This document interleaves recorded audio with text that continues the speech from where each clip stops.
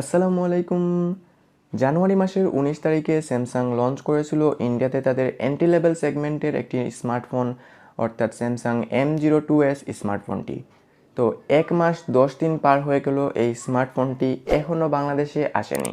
তো recently Samsung বাংলাদেশের official Facebook page থেকে এই স্মার্টফোনটিকে অ্যাডভার্টাইজিং করা শুরু করা হয়েছে। তো তাদের ভাষ্যমতে স্যামসাং M02s এই স্মার্টফোনটি মার্চ মাসে আসবে। ফোনটি যেহেতু বাংলাদেশের মার্কেটে অফিসিয়ালি আসেনি, তবে দারাজ অ্যাপের মাধ্যমে আপনি এই ফোনটি কিনতে পারবেন। এর বেস ভেরিয়েন্ট 4 GB র্যাম এবং 64 GB স্টোরেজ পাওয়া যাচ্ছে 13,000 টাকায়। কিন্তু দারাজ অ্যাপ্লিকেশনে যদি অর্ডার করেন তাহলে 500 টাকা ডিসকাউন্টে আপনি 12,500 টাকায় কিনতে পারবেন এই স্মার্টফোনটি। স্যামসাং M02s এর স্মার্টফোনের কি স্পেসিফিকেশন হলো কোয়ালকম স্ন্যাপড্রাগন 450 SoC চিপসেট ও 30 মেগাপিক্সেল ক্যামেরা যুক্ত ট্রিপল ক্যামেরা সেটআপ।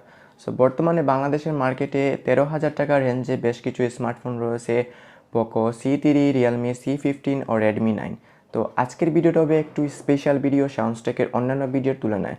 আজকের ভিডিওতে আমরা কথা বলবো স্যামসাংয়ের নতুন entry level smartphone Samsung M02s এর কি 13,000 টাকা রেঞ্জে বাকি স্মার্টফোন যেগুলো মার্কেটে অ্যাভেলেবেল আছে সেগুলোর সাথে কি কম্পিট করতে পারবে।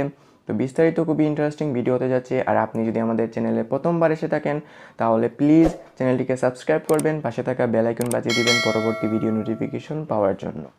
স্যামসাং M02s এই ফোনটির ডিসপ্লে সেকশনে দেওয়া হয়েছে 6.5 ইঞ্চি 20:9 রেশিওর PLS IPS ডিসপ্লে, যার রেজুলেশন হচ্ছে HD+, অর্থাৎ 720p/60 এবং PPI ডেন্সিটি হবে 270। আমার কাছে এটা খুবই খারাপ লাগলো, স্যামসাং অ্যামোলেড ডিসপ্লের দিকে অগ্রসর হারিয়ে PLS IPS ডিসপ্লের দিকে অগ্রসর নিচ্ছে। স্যামসাং ফোনের কথা উঠলে সবার আগে অ্যামোলেড ডিসপ্লে সবার চোখে পড়ে, কিন্তু এখন থেকে স্যামসাং ফোনে অ্যামোলেড ডিসপ্লে থাকবে না, তাই এটা আর চোখে পড়বে না। হার্ডওয়্যার সেকশনে দেওয়া হয়েছে অক্টাকোর 1.8 GHz যুক্ত কোয়ালকম স্ন্যাপড্রাগন 450 এবং 40 ন্যানোমিটার চিপসেট, যার হার্ডওয়্যার সেকশনে ব্যবহার করা হয়েছে জিপিইউতে অ্যাড্রিনো 605। মার্কেটে থাকা অন্যান্য ফোনগুলোর তুলনায় এটার হার্ডওয়্যার সেকশনটা একটু উইক, অর্থাৎ পোকো C3-তে দেওয়া হয়েছে মিডিয়াটেক G35, রিয়েলমি C15-এ দেওয়া হয়েছে কোয়ালকম স্ন্যাপড্রাগন 460, ইভেন রেডমি 9-এ দেওয়া হয়েছে মিডিয়াটেক G18। আর আমি যেটা বলতে চাই যে মিডিয়াটেকের G35 কিন্তু কোয়ালকম স্ন্যাপড্রাগনের 460 এর সমান। তো বাকি তিনটা ফোনের তুলনায় স্যামসাং M02s-এ থাকছে শুধুমাত্র কোয়ালকম স্ন্যাপড্রাগন 450, যেটা একটা ডাউনগ্রেডেড আমার কাছে মনে হলো, এবং প্রসেসরের দিক থেকে স্যামসাংকে এখানে হারতে হলো। এবার কথা বলা যাক এর ক্যামেরা সেগমেন্ট নিয়ে। স্যামসাং M03s ফোনটিতে থাকছে ট্রিপল ক্যামেরা সেটআপ, যার primary sensor 30 megapixel f2.2 aperture এবং 2 মেগাপিক্সেলের ডেপথ সেন্সর সহ 2 মেগাপিক্সেলের ম্যাক্রো সেন্সর। মার্কেটে থাকা বাকি তিনটা ফোনের তুলনায় শুধুমাত্র পোকো C3-এর সাথে এই ফোনটি কম্পিট করতে পারবে, অর্থাৎ রেডমি 9 এবং রিয়েলমি C15-এ থাকছে আল্ট্রা ওয়াইড সেন্সর, যেটা কিনা স্যামসাং M03s এবং পোকো C3-তে নেই। সো বলা যেতে পারে যে পোকো C3 এর মতো ক্যামেরার রেজাল্টটা আমরা পাবো স্যামসাং M03s ফোনটিতে। সেলফি তোলা যাবে 5 মেগাপিক্সেল একটা সেন্সর দিয়ে, which is very very low as compare to pricing. Samsung M03s ফোনটিতে থাকছে 5000 mAh ব্যাটারি উইথ 15 ওয়াটের চার্জিং, যেটা ফাস্ট চার্জিং ধরা গেলেও এটার চার্জিং স্পিড খুবই কম থাকবে যেহেতু ব্যাটারির এমএএইচটা একটু বেশি। মার্কেটে অ্যাভেলেবেল থাকা ফোনগুলোর সাথে যদি কম্পিট করি তাহলে এটার ব্যাটারির রেজাল্টটা একটু কম আসবে, কারণ ব্যাটারিটা কিন্তু অনেক সময় প্রসেসর বা চিপসেটের উপর নির্ভর করে।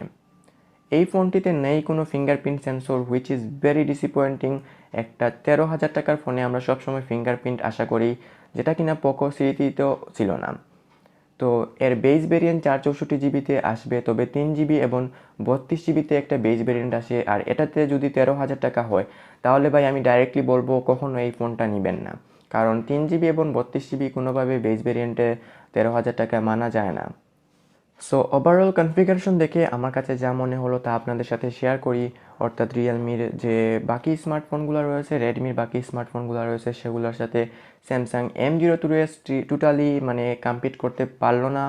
আর আমার কাছে যেটা মনে হয় বর্তমানে যেহেতু মার্চ মাস, তো মার্চ মাসে আপনি একটু অপেক্ষা করুন, সামনে অনেক অনেক স্মার্টফোন আসবে, অনেক অনেক কনফিগারেশন পাবেন যেটা কিন্তু আপনার এক্সপেকটেশনের বাইরে থাকবে।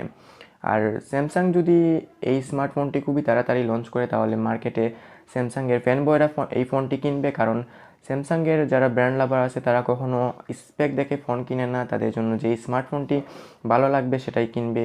তো মোটামুটি বলতে গেলে ফোনটি তেমন বেশি ভালো না, বেশি খারাপ না, মোটামুটি লেভেলের আছে। সো আমার রিকমেন্ডেশন থাকবে, আপনি যদি এই মুহূর্তে মার্চ মাসের এখন স্মার্টফোন কিনতে চান তাহলে আপনি চেষ্টা করবেন মার্কেটে খোঁজাখুঁজি করে রিয়েলমি নার্জো 20 এই স্মার্টফোনটি নিতে। আদারওয়াইজ আপনি রেডমি 9টা নিতে পারেন, রেডমি 9টা এখন মার্কেটে অ্যাভেলেবেল আছে, অথবা রিয়েলমি C15টা নিতে পারেন, C50 কোয়ালকম এডিশন আমি নিয়েছি। আমি গিয়েছিলাম রিয়েলমির নার্জো 20 কিনতে, বাট নার্জো 20 পাইনি, সো রিয়েলমি C15 নিয়েছি। আর আমার যতটা ভিডিও শ্যুট হয় সেই রিয়েলমির C50 কোয়ালকম এডিশনে শ্যুট হয়। তো ওভারঅল 15,000 টাকার নিচে এটাই হবে আমার রিকমেন্ডেশন। আর আমি কোনো স্মার্টফোনকে বাজে বলবো না, কারণ স্যামসাংয়ের এই স্পেসিফিকেশন একটা ব্র্যান্ড স্মার্টফোন হিসাবে আমি অনেক অনেক সেলিউট করি, কারণ স্যামসাং যখন একটা ব্র্যান্ড স্মার্টফোন, ওয়ার্ল্ডের ফার্স্ট নাম্বার 1 স্মার্টফোন ব্র্যান্ড হিসাবে তারা কখনো বেশি কনফিগারেশন আমাদের দিবে না। তো আজকের ভিডিওটি এইটুকু থাকুক, আর ভিডিওটি কেমন লাগলো অবশ্যই কমেন্ট করে জানাবেন। আর অবশ্যই ভিডিওতে লাইক করবেন, চ্যানেলে নতুন আসলে চ্যানেলটিকে সাবস্ক্রাইব করবেন, কারণ একটা কন্টেন্ট ক্রিয়েট করতে হলে অনেক সময়ের প্রয়োজন, অনেক রিসার্চের প্রয়োজন, আর এটা আমাকে ইন্সপায়ার করবে নতুন নতুন ভিডিও তৈরি করতে। সবাই ভালো থাকবেন, সুস্থ থাকবেন, আল্লাহ হাফিজ।